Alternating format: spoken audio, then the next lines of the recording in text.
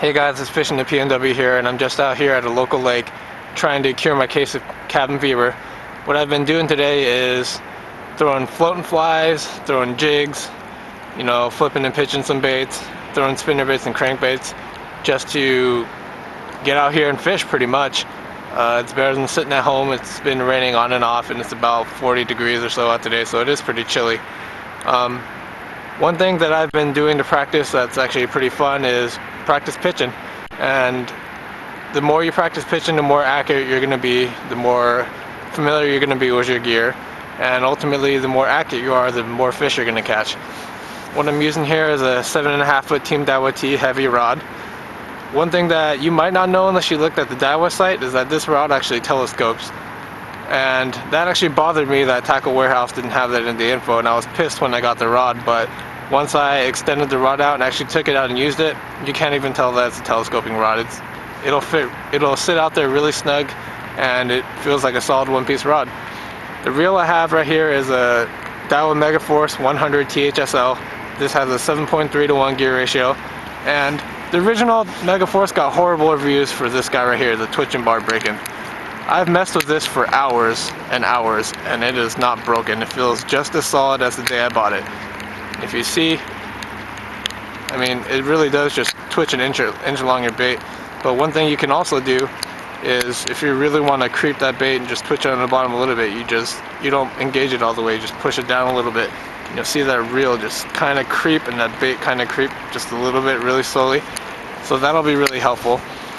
One thing that you guys can do in the winter, or when the bass are too deep and you can't really catch them from shore, is just to practice pitching. Head out to a body of water, locate a piece of structure, for in this case like the root of a tree that fell over, and just practice pitching at it. See how close you can get to it without actually snagging it, and ultimately you'll be more accurate. And the more accurate you are, the more fish that you're going to end up catching. So right now I'm just kind of trying to pitch at the heart of it, see how deep I can get in there, or how close I can get in there consistently. And the more consistent you can pitch certain distances at structure, you're going to put it right in that bass's face. Whoops.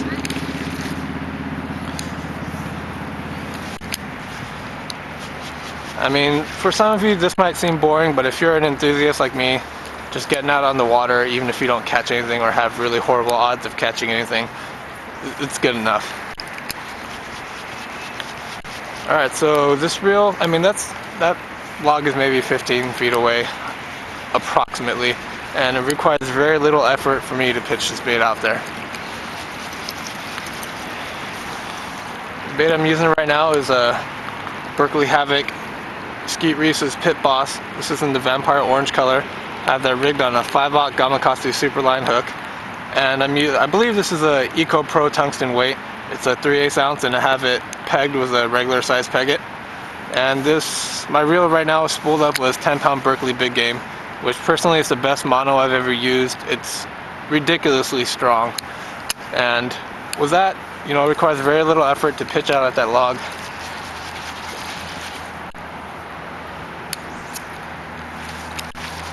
One thing you guys might be wondering is how well this reel casts, and this reel and this rod cast really far.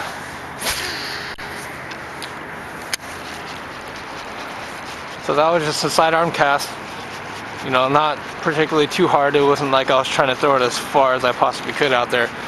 Just a weak cast like that is still gonna get it out pretty far. So not only does this reel cast really far, this reel actually reels really smooth. It might be a little bit noisier than some bait casters, but I don't really care. To me, performance is way more important than reel noise. It's not even that loud, but you do kind of hear it a little bit.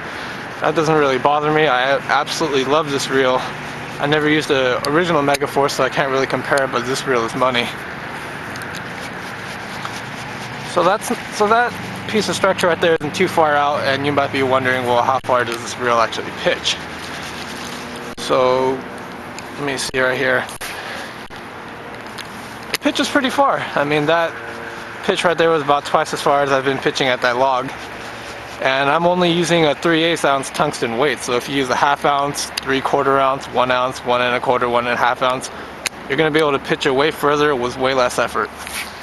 Whoops. That was sort of a bad one. Yeah.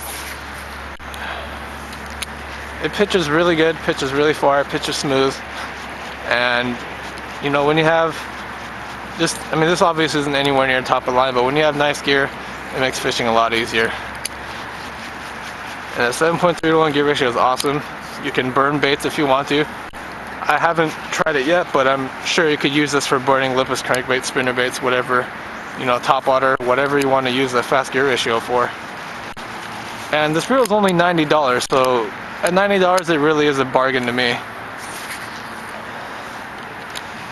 I mean, with the gear ratio that it does have, you can use it for so many different applications, and it's just awesome. Alright, so just a few tips and tricks that I will give you guys from my personal experience on how to pitch is, if you have your bait approximately in line with your bait caster, and you kind of want to have a little bit of a backswing and then fling your bait out. And some people seem to get the timing off. Basically, while you're doing your backswing, right before you go to your front swing, just let go of the bait. And it's always important, the reason you want to hold your bait is to have tension in that line, so when you go for your forward swing, that bait's going to go where you want it. It's going to go where you point it to.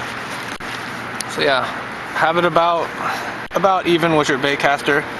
Swing back, let go, fling it forward. I like to pitch a lot. I like to do sideways pitches a lot, but you can also do the same just underhand. I just prefer to do sideways. It's a little bit more comfortable. Sometimes you don't have that distance right below you to actually, you know, get your rod down and start the pitch from bottom to up. So yeah, it's starting to rain pretty heavy, and I think I'm going to get out of here, but I hope you guys enjoyed the video. Hope you learned a few things. If you have any questions or comments on the gear I'm using, or, you know, just in general, let me know. So yeah, we'll catch you guys later.